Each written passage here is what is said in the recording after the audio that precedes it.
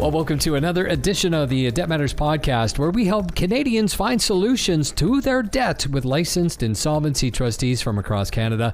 Now, my name is Wayne Kay, and in today's show, we're going to be talking about grocery shopping, understanding your budget and expenses, and talking about the cost of food, etc. Joining me today, Derek Chase from Derek Chase & Associates, licensed insolvency trustee serving Vancouver Island, Sunshine Coast, and BC North Coast. Derek, thanks for being here. Thanks very much, Wayne. Really looking forward to it. Now, I don't know about you, but this is something that my job is to push the cart when we go grocery shopping. Have you been in the grocery store lately? I have indeed. Yeah, I've walked that walk just like you have. And I'll tell you, it's happening where I'm going, what? How much? That's how we get, and we've had to change our shopping habits for sure.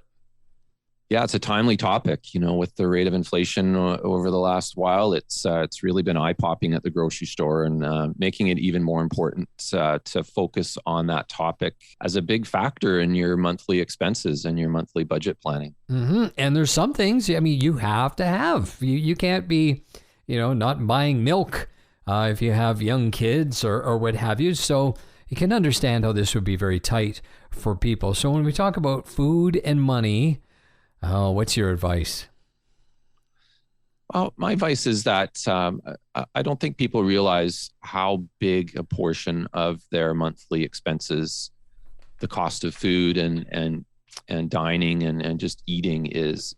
And, when I talk to people on a regular basis and we do financial counseling, we're talking about their monthly expenses, and people can very quickly, very accurately identify the cost of their housing, whether that's rent payment or mortgage payment. They can very accurately get their vehicle loan payments. But after that, it gets pretty foggy pretty fast as to what the other expenses are. And I think that's really dangerous especially when it comes to your cost of food, because it can really run away from you. And I think people can remember some of their bigger shopping trips during the month, but you tend to forget some of the smaller ones. And when you go around and add all those things together, by the end of the month, it could be potentially your second or third highest expense in the month. So it is well deserving of your time to put some energy into keeping that cost as low as you can.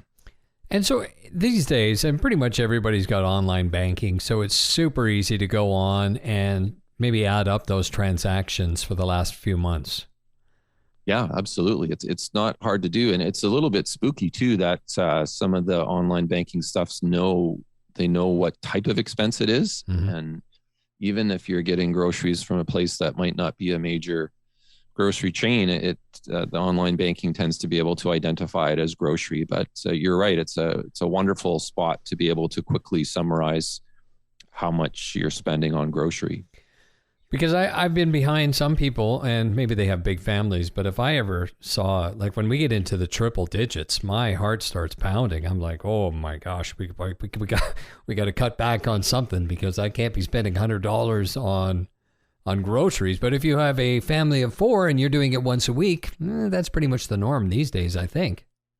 I would agree. Yeah. And it can be somewhat startling when you have only a couple bags of grocery and it's, like you say, approaching $100. You have to really start questioning what you're putting in there and trying to figure out creative ways to make it less. And whether that's changing the types of things that you're eating or changing when you're buying things.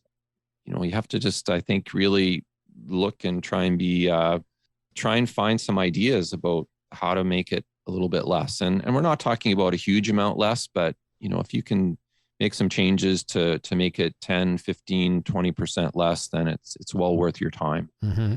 And what about where to shop as well? Because you mentioned, some of the places, some are chains that we all shop at, but sometimes there's maybe specialty stores where we may go to buy certain things, which is fine if you have the money for it. But if you're on a limited budget, which is what we're talking about, I guess you'd have to be aware of that, wouldn't you?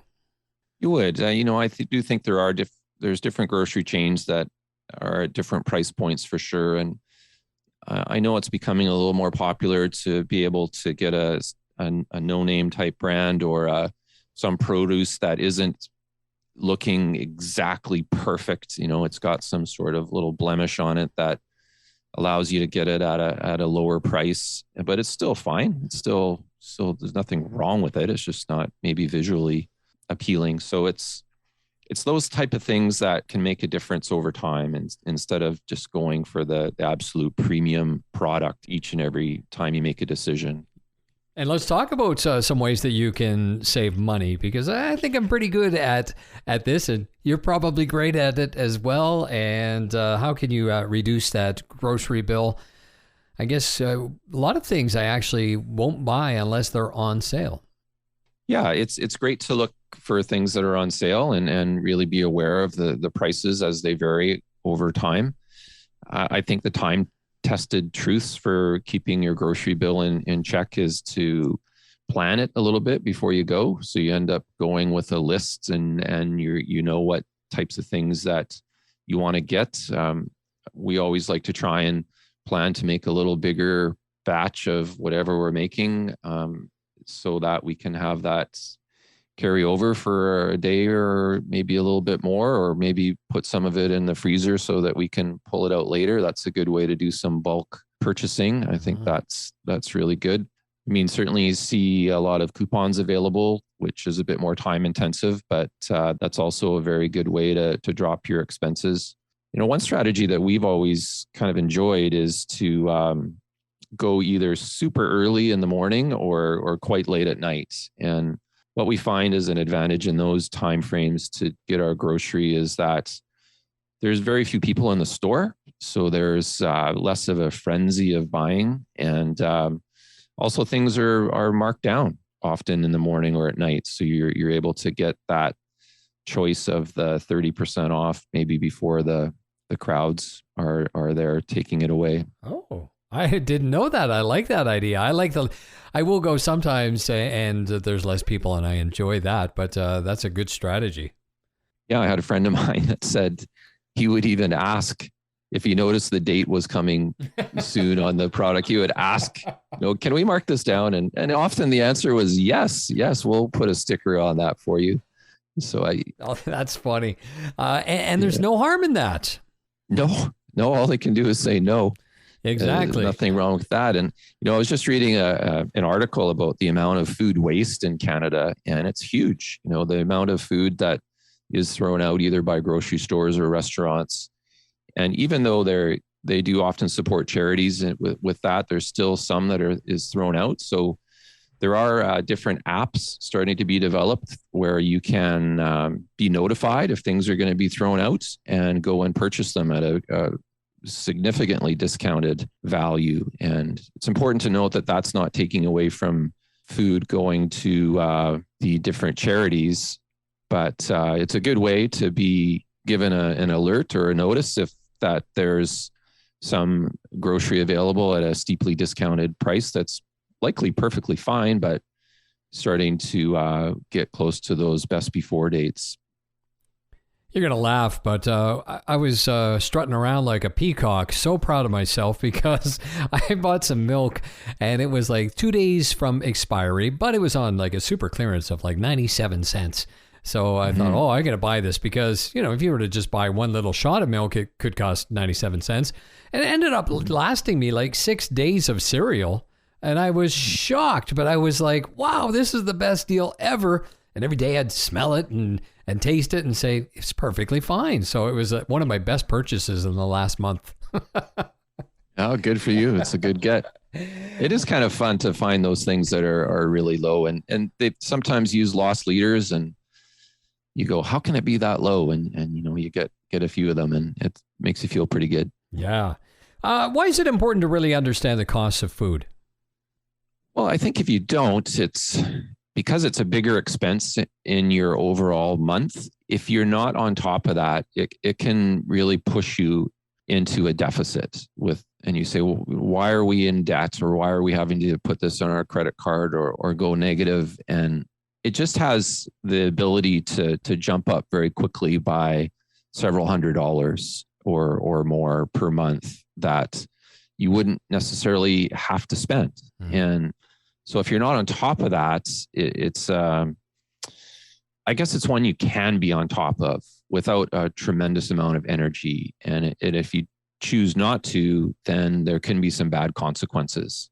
And I think that goes in hand with eating out and getting fast food and that sort of thing. And, if you were to buy your lunch every day instead of sort of planning ahead and making a sandwich, I mean, that's a big difference when you look at it over the course of a month. Yeah, absolutely. Well, talking about that, what if you have to go in debt for food, which some people do? Well, I mean, at the end of the day, you got to do what you got to do. It's, in my opinion, there's a difference between using credit to get food versus using credit to go on a holiday. And you got to eat, you got to do that, and sometimes there's no choice. And I would say that like you say, you got to live. So those are hard choices, but I think as part of the overall monthly budget and the overall monthly expenses, I just see that there's room to make that number move one way or the other, depending on how much attention you're putting on it. Right. And that's what I think is important. Right. And I guess if it gets to that point where you're finding that you are going in debt just to eat and cover the basic expenses, that's where it's worth a conversation with you or any of the licensed insolvency trustees across the country, because I imagine that's really not a good thing, not a good place to be. No, I mean, you can certainly put it on, say, a credit card, so long as you're paying off your credit card in full each month. But if you're in a setting where you're running a deficit each month and your credit card bill is getting larger, your debts are getting larger, then absolutely, it's well worth a conversation with a trustee and just to find out how you might reorganize your finances, reorganize your budget. If your debt's such that it's too difficult to change the momentum, then there are some formal Government of Canada options that can be useful in helping break that momentum. Now, when you talk about actually using your credit cards for groceries, there's a lot of stores that actually have special cards where you get bonus points for using their card. When you're doing credit counseling sessions, is this a strategy that you often tell people to use, or is it better just to pay cash? Oh, no, definitely. It's great to take advantage of points, and the stores love it because they have your loyalty. And but I think the key there is if you're paying off that credit card each month, then that's really the bottom line. But definitely take advantage of points for whatever you're buying, because you can often use those to get a discount on things or free things or. Yeah, I think that's great. Free food. We like free food, especially when you get all these points. And a lot of the places actually have cards you don't even have to, have to pay. You don't have to have a credit card. You just get a specific card for it, and they start collecting points, which is pretty good. Also, I think we should mention, we didn't mention this when it came to saving money. Don't just buy everything in one store. Yeah, that's I've heard that over the years, and that takes probably even more energy because you really have to scope out where the different good deals are, and then make the effort to plan that trip and drive there and get in another checkout line. And it's a bit more required to do that. And is it worth it to save $2? Probably not. But if it's going to save you more, you have to value your time and effort there. But yeah, I think it's a matter of how much it's going to save you as to whether that sort of shopping at different stores just to get the lowest price there for a specific product is worth it. Right. So I've heard of some people say, well, I spent $8 in gas to save 55 cents.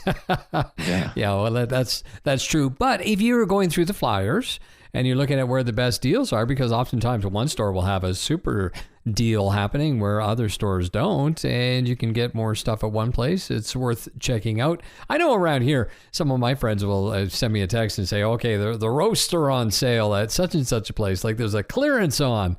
And it's amazing how many people share that kind of information. Well, yeah, that's a good example of just in general networking or having that circle of friends that will watch out for one another and pass that information along. That's a great resource. And yeah, I certainly would encourage that, because it's just, bottom line there is it's information, and that's going to help you make better choices with your food budget. Yeah. And if you can save money, it's all good. All right. Final words of advice for when it comes to food, money, and budgeting. I think it's an area of your budget that has the capacity to be too high, and you don't want that. So it's a good spot to spend some energy to ensure it's as low as possible. And it's a battle, but it's a battle that can be won. So it's a good one to take on. Yeah, absolutely. I agree with you. Derek, thank you very much for the information today. My pleasure, Wayne.